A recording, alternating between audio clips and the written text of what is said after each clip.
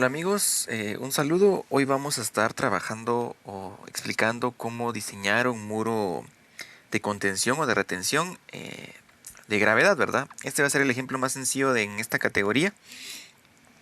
Y para este caso pues vamos a construirlo de concreto ciclopio. Recordamos que en muros de gravedad no nos interesa el armado, no nos interesa la resistencia de los materiales. Bueno, sí nos interesa, pero nuestro enfoque principal es en el peso que va a tener este muro para poder vencer los momentos que ocasiona el empuje del suelo.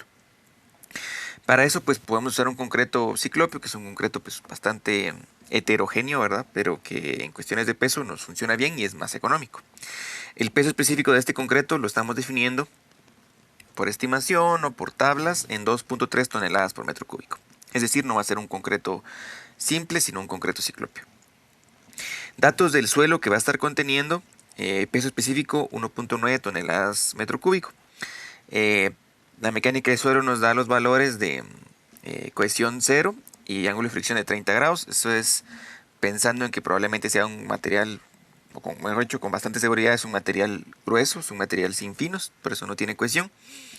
Y a través de alguna fórmula, por ejemplo Terzaghi, para cálculo de capacidad de carga, obtuvimos un valor soporte del suelo de 41 toneladas por metro cuadrado. Aparte del peso propio, se podría decir, del suelo, vamos a estar conteniendo una sobrecarga de 0.6 toneladas por metro cuadrado. Esta sobrecarga, pueden imaginar ustedes que debería de ser cualquier carga viva o muerta que pueda estar sobre este suelo.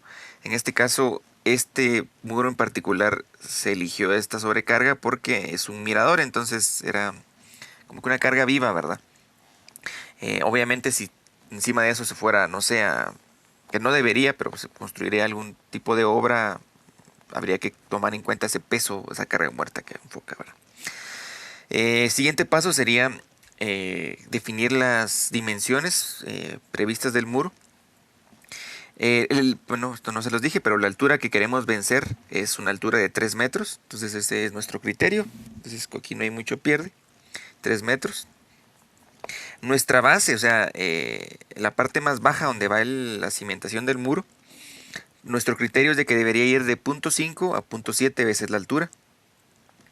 Debería yo de calcular, por ejemplo, 0.5 de la altura sería 1.5 metros y 0.7 veces la altura sería 2.1 metros. Vamos a adoptar si quieren se lo voy a colocar, vamos a adoptar un valor medio que sería 1.8 metros. Base. Esa es la corona o la parte superior del muro. Por lo menos debería de tener 30 centímetros o 0.3 metros. Pero para que nos chequee, para que al final nos cumpla y no repetir este ejercicio muchas veces, vamos a proponer 45 centímetros. ¿Qué otras partes tenemos? Tenemos una P, que es una puntera. Es esta parte de acá que estoy enfocando. Esta puntera debería estar entre 0.12 y 0.17 veces la altura.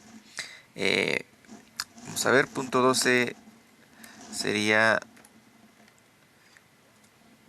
0.36 y 0.17 sería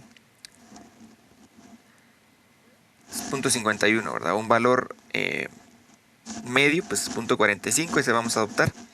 Y el mismo criterio es el que se adopta para el espesor de esta cimentación del muro.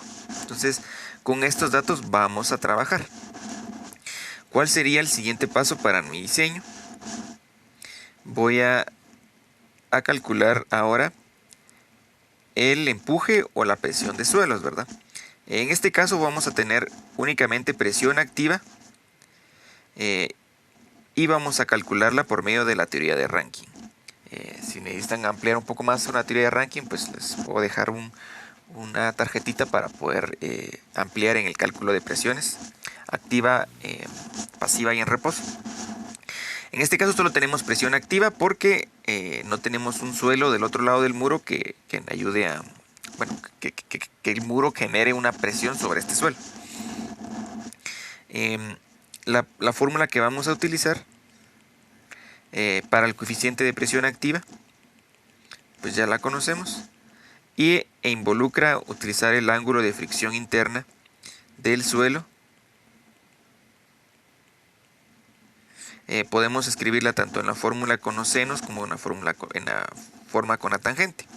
Entonces, al calcular, al colocar 30 grados dentro de esta fórmula, encontramos que el valor de coeficiente activo para este muro es de 0.33. ¿Ok? Luego que encontramos el coeficiente, nos pasamos ya a calcular las presiones, ¿verdad? En este caso, primero calcularíamos el empuje activo o la presión activa. Para eso utilizamos la fórmula. Recordamos que esta forma es debido a que la presión del suelo se da de forma triangular, tal y como que fuera la presión hidrostática. Un medio del coeficiente de presión activa por el peso específico del suelo por la altura al cuadrado. Y si yo introduzco acá el valor de 0.33 del coeficiente, 1.9 toneladas metro cúbico del peso y 3 metros de la altura, estoy obteniendo un valor de 2.85 toneladas por metro cuadrado, ¿verdad? Y ese sería mi empuje activo. Bueno, el siguiente paso después de calcular el empuje activo sería calcular el empuje por la sobrecarga, lo que platicamos de la carga que pudiera tener extra por personas, por carga viva, carga muerta.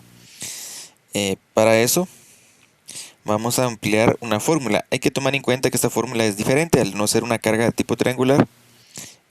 La presión por sobrecarga, vamos a usar el coeficiente de presión activo, es decir, se mantiene, por la altura, por esa sobrecarga que estamos trabajando, ¿verdad? El coeficiente pues volvería a ser 0.33, la altura en este caso los 3 metros, y la sobrecarga que habíamos estimado que era de 6, bueno, que habíamos estimado de 0.6 toneladas metro cuadrado. Operando esto me daría un valor de 0.6 otra vez toneladas metro cuadrado. Siguiente paso, vamos a calcular una presión que se da por el agua, o como una presión hidrostática que se da también por el agua que puede llegar a tener el suelo que retiene el muro. Puede que en algunos casos uno diga, bueno, todo el muro va a estar lleno de agua, puede que en algunos casos solo sea una altura, en este caso la altura de nivel freático a la cual se está dando. Para este ejemplo, en el empuje de nivel freático, vamos a tomar una altura de este nivel de 1 metro, ¿verdad? 1 metro desde la base. Y vamos a calcular otra vez utilizando la fórmula para carga triangular, presión por el agua, presión hidrostática, empuje. Un medio, ya no usamos el K, sino nos vamos directamente a peso específico por altura, al cuadrado. Recordando que el peso específico en caso del agua puede ser 1000 kilogramos metro cúbico o 1 tonelada metro cúbico. Aquí. Y la altura, como dijimos que era 1 metro, pues vamos a colocar 1 metro. Operando esto me da a mí un valor acá de 0.5 toneladas por metro cuadrado. Recuerdo siempre que es la sobrecarga tiene la particularidad de que afecta al muro de forma rectangular, mientras que las otras dos empujes, tanto presión por nivel freático como presión activa, lo hace de forma triangular, ¿verdad? Entonces, únicamente ahora nos pasamos a la parte ya de diseño. Muy bien, el siguiente chequeo que vamos a hacer es un chequeo por deslizamiento. Para eso, este es muy rápido. La fuerza actuante la vamos a obtener de la primera tablita de los momentos actuantes. En este caso era 3.95 la sumatoria. Y el resistente vamos a utilizar, toneladas, vamos a utilizar la siguiente fórmula. ¿Qué datos encontramos acá? Primero encontramos la sumatoria de los pesos, que es la que encontramos en la tabla anterior, ¿verdad? Vamos a utilizar tangente del ángulo. Este es el ángulo de fricción, no del suelo, sino entre el suelo y el muro. Y la cohesión, que en este caso es nula para este ejemplo. Y la presión pasiva, que en este caso tampoco existe. Para el ángulo de rozamiento entre muro y suelo, podemos utilizar la siguiente fórmula. Este sí es el ángulo de fricción del suelo. Y si yo opero esos valores, me está dando un valor de 8.37 toneladas.